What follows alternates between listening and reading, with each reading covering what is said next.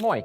Moi. Kiva nähdä teitä. Keitä te ootte ja mikä teidän rooli tässä näytelmässä on? No, mä olen Jukka Rautiainen, mun rooli on George Angel, kielten ja arkkitehtuurin professori. Olen pääroolin esittäjän kasvatti-isä.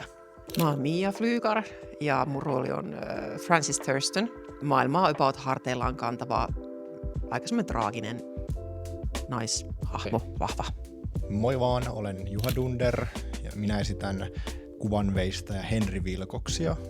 Henri on vähän semmoinen outo tyyppi. Lovecraft ja kosminen kauhu on tosi vaikea sovittaa näytelmäksi, niin miten tämä prosessi meni? Prosessi kaiken kaikkiaan varmaan alkoi jostain hullusta ajatuksesta, että tämä meidän ohjaaja Arne Lindén on Suomen varmaan sanotaan Lovecraft-kentällä niin kuin kärkinimiä. Mä en oikeastaan tiedä mistä se lähti, mutta kaikki oli tietenkin innoissaan heti mukana. Ja me ollaan itse asiassa kaikki, meidän työryhmässä ollaan kauhus ensikertalaisia, että silleen niin kuin tämä prosessi on siinäkin mielessä ollut tosi mielenkiintoinen ja haastava, että ainakin omalta osalta voi sanoa, että roolityöskentelyssä on niin kuin se syvyys, mihin on menty, niin on jotain, mitä ei ole ennen itse kokenut, kun olen teatteria tehnyt. Samaa mieltä, että mä oon 45 vuotta ollut harrastajateatteripiirissä ja tätä ei ole tehty vielä, että jo oli aika. Mitäs sun prosessi? Ei, komppaa mitä Mia sanoi, ja just se, että näyttelijän pitää mennä siihen täysillä mukaan. Näyttelijän pitää itse uskoa siihen, koska muuten se ei välity katsojalle. Ja katsojia vartenhan me tehdään teatteria. Ja nyt tosi tärkeä kysymys, että mistä voi ostaa liput?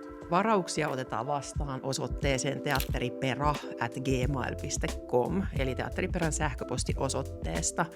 Ja sit jos haluaa löytää esitysinfoa ylipäätään, niin sitä löytyy, no ihan vaikka googlettamalla Teatteriperä, niin sieltä löytyy nettisivuilta Tulhun kutsu-osio, tai sitten Fasessa löytyy myös, meillä on niin kuin Fase-tapahtuma tehty.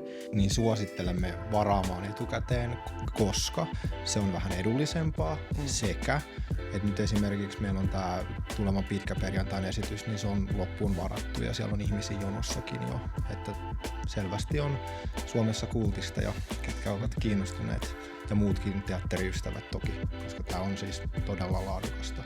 Kannattaa nappaa paikat ennen kuin ne loppuu. Todellakin. Tämä kannattaa kokea. Tervetuloa. Pidemmättä puheitta. Nähdään Karkkilassa!